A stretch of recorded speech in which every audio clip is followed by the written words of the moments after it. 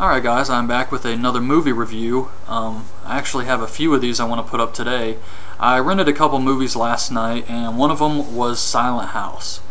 And this movie, I don't know what was up with this. This just was really disappointing to me. It has Elizabeth Olsen, the younger sister of the Olsen twins, and I thought she did a pretty good job. But the movie itself just didn't make any sense. There will be spoilers in this review. But yeah, I really can't recommend this movie. I was very disappointed with it. It was all over the place. They film it in real time, and there was just some really wacky camera angles going on here. Oh god, the uncle was a horrible actor, and it just didn't make for a very good movie because of the story. It felt like it had all these different things it wanted to do. For instance, it starts off, we see the girl, and she's in this house she used to live in with her dad. They're fixing it up, her uncle's there helping, and he leaves, and they're staying the night there. This neighbor girl comes over and says, you don't remember me, do you? And she says no. And then we hear things like your typical haunted house type of stuff, sounds and things, and then we get like an intruder. And I'm starting to think, is this movie going to be like an invasion type movie where people are breaking in and trying to attack them? And it was just kind of very hard. It didn't really explain a lot, this movie. So they're trying to fix up the house. The uncle's gone. It's late at night. And she hears all these sounds. And she hears a person, so she runs and hides under the table. Then someone grabs her and pulls her out. And there's some guy in the house. He looks like one of the Blue Men group, and he's running around.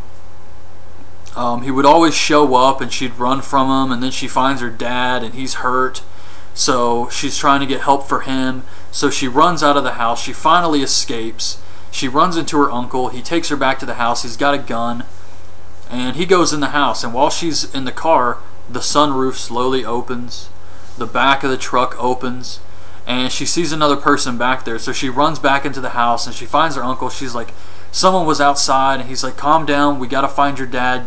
He can't find his brother's body. So then all of a sudden she's freaking out. She starts seeing things like the toilet is now in the air, the shower is full of blood and has like a little girl sitting in it. It was kind of like stuff you would see around Halloween if you go to one of those haunted houses and you just kind of walk around and like stuff pops out at you. It was just a bunch of stuff like that, it felt like to me. And eventually it comes, there's all these little pictures, and whenever the uncle or dad find them, they hide them. They're like, oh, don't worry about that. And then eventually we find out that, I guess as a kid, her dad touched her, and her uncle knew about it and didn't do anything, so she's the one who's been doing all of this. And I don't know, it just was a really disappointing movie. So the last thing we see is her dad kind of says, you know, you're imagining all of this, none of these things happen. So she unties him, and then he tries to attack her, so she kills him, and then she is about to kill her uncle, but she stops. And anything else happen in this? I don't think so. I think it just ended like that.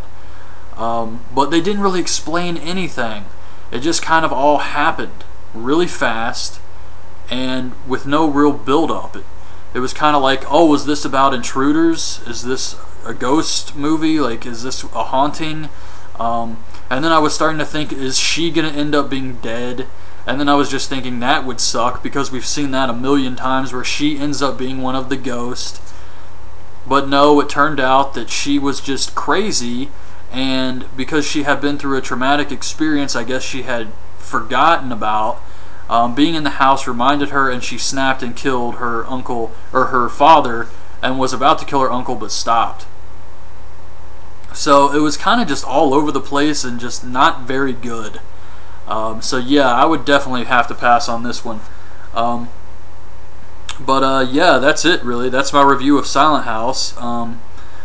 Hope hopefully you guys like this video. Leave your thoughts on this movie in the comments below, and I'll be back shortly with a couple more movie reviews. I went and saw The Apparition today at the theater, and I'm about to finish the Devil Inside movie, so I'll have a review of that up later tonight too. So that's it, guys. Hope you liked the video, and thanks for watching. Bye.